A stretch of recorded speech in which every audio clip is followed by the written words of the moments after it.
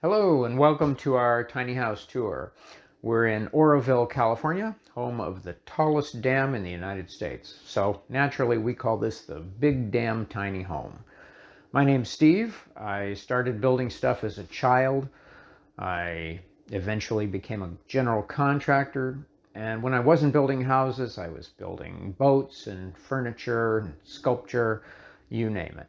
I love building.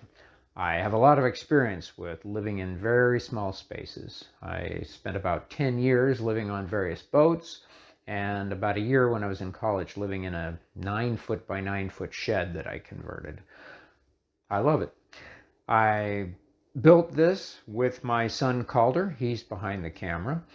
He started building when he was a child, and together we built a small boat and a couple of kayaks, and he never stopped building. He went on to create beautiful custom camper vans. He's a master at using every square inch and creating comfortable living spaces.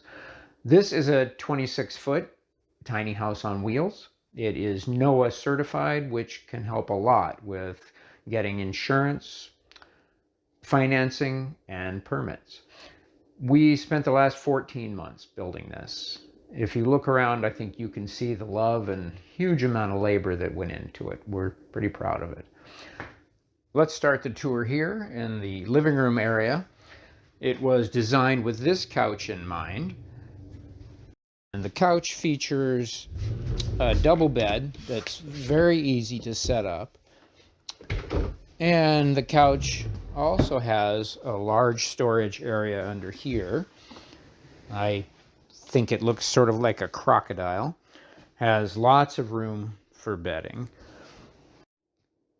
The ladder is made of reclaimed mahogany and takes us up to the second loft, which we'll look at in a bit. It has a couple of shelves and an end table for the couch. It has built-in storage on the side and a large drawer underneath. The ladder creates a nice separation between the living area and the dining area, which has a large window for the beautiful view. And we have a dimmable pendant light. There are outlets on each side of the table, which have USB ports. This table's perfect for 2 or 3 people, and a slightly larger table would be comfortable for 4. And with that, let's take a look at the kitchen. The kitchen has several features that are on my must-have list. For instance, excellent lighting, a big window over the counter, which is an alder butcher block about 9 feet long.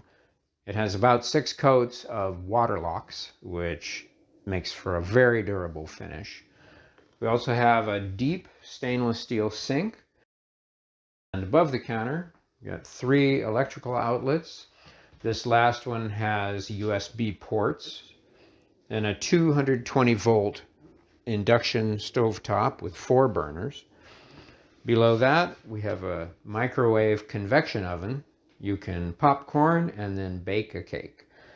We have a good sized drawer under there, a cabinet, a dishwasher, a large cabinet, 4 drawers, and under the refrigerator, we've got another large drawer, and we made sure our design could accommodate a full-size fridge, 18.2 cubic feet.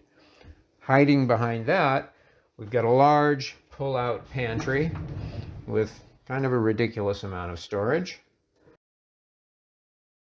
Across from that, we have a couple of similar pull-outs. Above these, we've got a nice size cabinet. And here, one more large cabinet. And one more pull-out down here, which is accessible from both sides. And you can put pretty large things in there. And for a little more storage, the bottom 2 steps have drawers. And finally, the 3rd step opens for a little more storage. With that, let's move on to the bathroom. Here in the bathroom, the vanity is a black walnut solid slab with a heavily sculpted edge. We recessed a bowl sink into the countertop. Underneath, there's quite a bit of storage. And above the counter, we've got reclaimed mahogany on the wall. And we have 2 windows for lighting and ventilation. In this corner, we've got a large cabinet that I think would be perfect for linens. And below it, we have this removable panel for otherwise useless space. And quite a bit of room in there as well.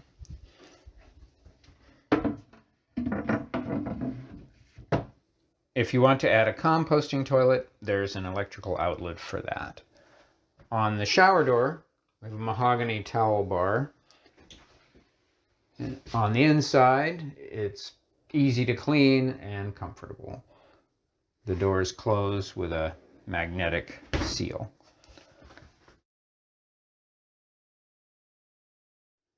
Here we have a combination washer-dryer unit. This one vents to the outside so the clothes dry more quickly and efficiently.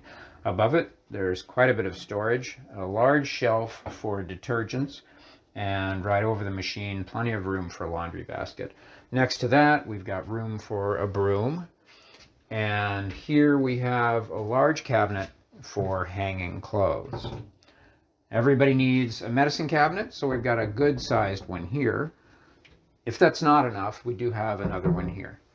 Oh, and there's another one here. I'd like to show you the pocket door, which has a very large mirror. And on the way out, we'll take a look at the switches for the light and the fan. And that pretty much wraps it up for the bathroom, so let's move on to the second loft. And the ladder takes us up into the second loft. We've got dimming lights up there and several outlets, one having USB ports. We have big windows on each side, so there's plenty of light and ventilation. It's designed for a double or a twin mattress like we have here. Perfect for guests or kids or just a private retreat.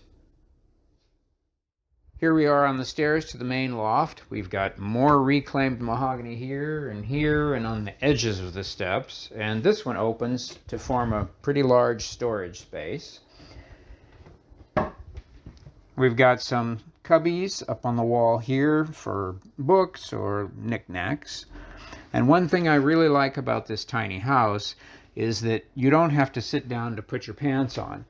You've got plenty of room to walk along the bed. It's very comfortable. A lot of tiny houses just don't have that.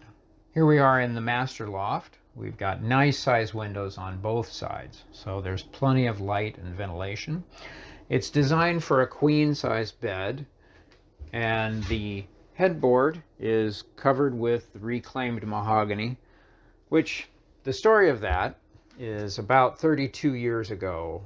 There was a restaurant that was scheduled for demolition, and I was invited to check it out. I went in there and said, oh my gosh, this mahogany is not going into the dump. So it has been used in various small projects over the years and dragged around from one place to another, and the last of it is in this tiny house, and I'm really happy that it's here. So each side of the bed has its own dimmable reading light and electrical outlet with USB ports. Got cabinets and a side table, and each side has its own drawer. And one other feature of the loft I'd like to show you is right over there. One of my favorite features up here is this corner, which I think is a perfect place to read a good book. Finally, we've got a nice sized closet. And I think that about wraps it up for the interior tour. So let's head outside and take a look around.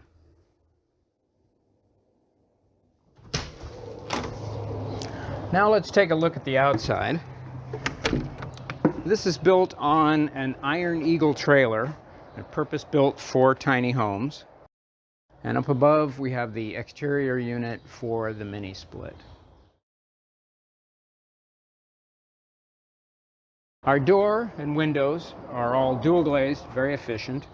We've got a porch light, outlet. This is Hardy siding. Most of it is LP SmartSide. And at the corner, you can see there's quite an angle, which is a stylistic and functional choice. It makes the main loft a couple of feet longer, and of course it made it a lot harder to build. The utility cabinet here got a 20-gallon electric Rheem water heater, and above that, the electrical panel. Over here, the electrical hookup with a 25-foot cord that comes with the tiny house. The water connections underneath. We have hot and cold valves for a possible exterior shower. If you open both of them, it completely drains the system for winterization if you need that. I hope you enjoyed our Big Dam Tiny Home tour. For more information, there's a link to our website in the description below. Have a fine day. A stupid thing to say. Reclaim monogamy.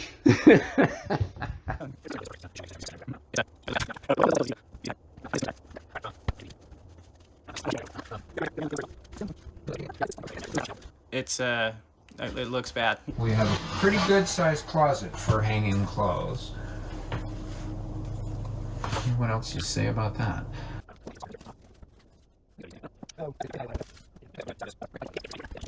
Our website is in the wave's a little silly. All right, we're done, right?